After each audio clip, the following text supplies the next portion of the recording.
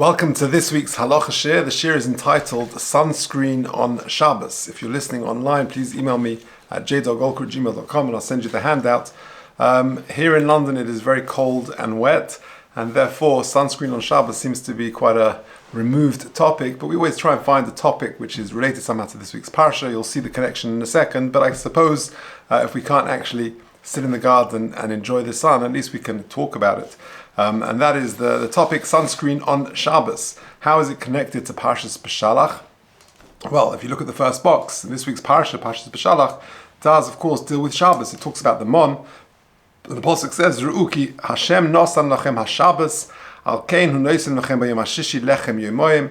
HaKadosh Baruch Hu gave Klal Yisrael a double portion of Mon on the sixth day, on Friday. Shavu ish tachtov al yetze ish m'koyma b'yom hashvi'in. On Shabbos they were instructed not to leave their homes and collect the Mon.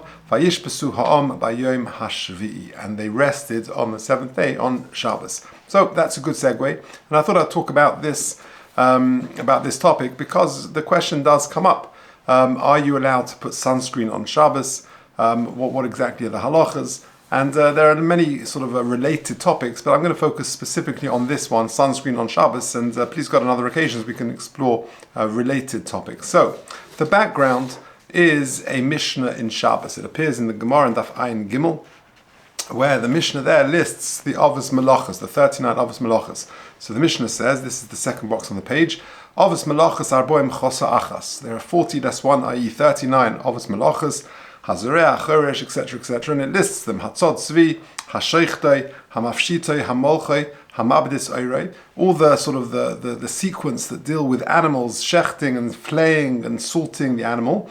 V'hamabdes Oirei, v'hamamachkei.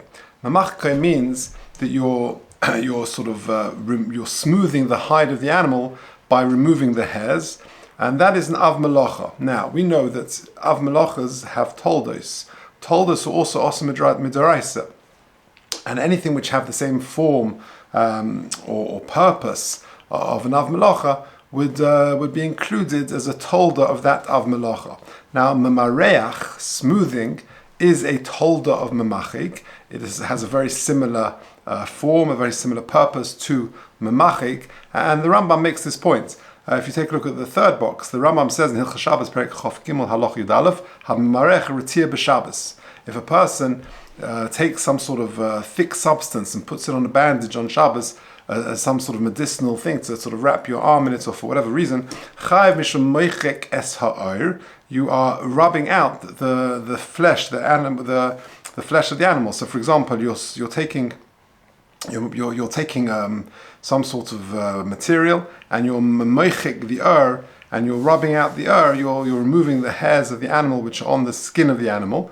That is meichik lefichach, and therefore, continues the Rambam importantly, ein sois v'nekev b'shaiva v'chayetzi ba shem yamarech. And therefore the Rambam adds that plugging a hole of a barrel with wax is a problem of mamarech.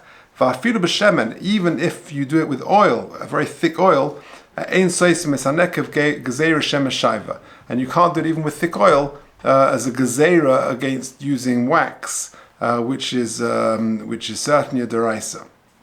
So, what emerges is that there is an Av Melacha called mamachik or meichik, removing the hairs of the hide of an animal, and a tolda of that is memareach, which is smoothing various substances. Now, the Shulchan Aruch essentially describes three categories. If you take a look at the paragraph number 3, in Shin Yud Dalet, Sif Yud Aleph, the Shulchan Aruch says the following: Asa litein shaiva ishemen av, it is prohibited to put oil, thick oil or wax, benekev hechavis, which is based on this Rambam, of course, in the hole of a barrel, lesosmoi, to plug it up, mipnei shu memarech, avol b'shad dvarim, the less b'mishum miruach is muta, but other substances where there is no problem of miruach, that would be muta. Now, this is where it gets important because we have to define various substances. So, essentially, there are three categories. The first category, which is a solid mass, for example, wax, or for example, animal fat, tar, stick deodorant, all of those would be Asa Midaraisa. Memarech, smoothing out those substances, would be an Issa Deraisa. A semi-solid mass, for example, a very thick oil, that would be Asa Midrabanon, but a liquid, a very thin oil, would only be would actually be mutter. That there's no problem with that. Now, let me give you some examples and some definitions. So I'm looking here at Rabbi Simcha Bunim Cohen's fabulous series on Hilchos Shabbos. This one is the Shabbos Home, Volume 2. And on page 376, he discusses the Issa of Memarech as it applies in our situation. And he says a very interesting definition. He says, first of all, Memarech is defined as the rubbing or smearing of a thick glutinous substance in order to smooth out its surface. That is the definition. Rubbing or smearing a thick glutinous substance in order to smooth out its surface. And examples he gives of this material would be, like I said, beeswax, tar, animal fats. Rubbing or spreading these or similar substances in order to smooth them is forbidden by Torah law. Now, he then gives a very useful definition. By Torah law, one is forbidden to smooth out any substance that is thick enough to hold its shape, e.g. beeswax, stick deodorant. In other words, if a substance is thick enough that if one pokes a hole in it with a finger, the hole remains even after the finger is withdrawn, it is a substance whose smoothing is biblically prohibited on Shabbos. So imagine you've got a bowl of wax. So if you put your finger into it and then you remove the finger, that hole will remain even after you remove your finger. That is a thick glutinous substance which is going to be awesome in our Torah to do memarech with. Okay. A semi-solid max, less thick substances, would only be awesome midrabanon. And Chazal were worried that if they would permit those substances, that would lead them to smear the deraisa substances as well. And an example of that would be very thick, heavy oil. The oil doesn't hold its shape, but it does. But it does, and it becomes flat, and therefore needs no smoothing. But Chazal were worried about that, as I said. Now, thick lotions are included in that. On the other hand, a very thin oil, some sort of liquid, would be mutter. And for some, for example, included in perhaps the concern is toothpaste. Rav Moshe writes that it's forbidden to use toothpaste on Shabbos because of mamareach, because it involves smoothing out a semi-solid mass, and therefore it would be an issa drabon, at least of mamareach. Others do argue, but the contemporary practice, I think, is that people would, toothbrushes on Shabbos is not the topic for today, but that's why a lot of people would use, they could brush their tooth, they could perhaps, for those who allow it, use a toothbrush which doesn't cause any bleeding, and you can overcome uvda dechol by having a designated one, especially for Shabbos, and you would use mouthwash or a special sort of liquid toothpaste, so then to overcome these problems. But one of the concerns of toothpaste or toothbrushing on Shabbos would be the toothpaste. And the issa of memarech, like I said, the Rav Moshe says toothpaste on Shabbos is a problem of memarech. If the liquid is going to be absorbed into the body, then you haven't got a problem. And the only issue if it leaves sort of a solid film on the body. And therefore the Shmir Shabbos Kilchos, if you take a look at the bottom box in the page, he says, he quotes, of course, Neuwirth bases so many of his psokim on Rav Shlomo Zalman. So he says, if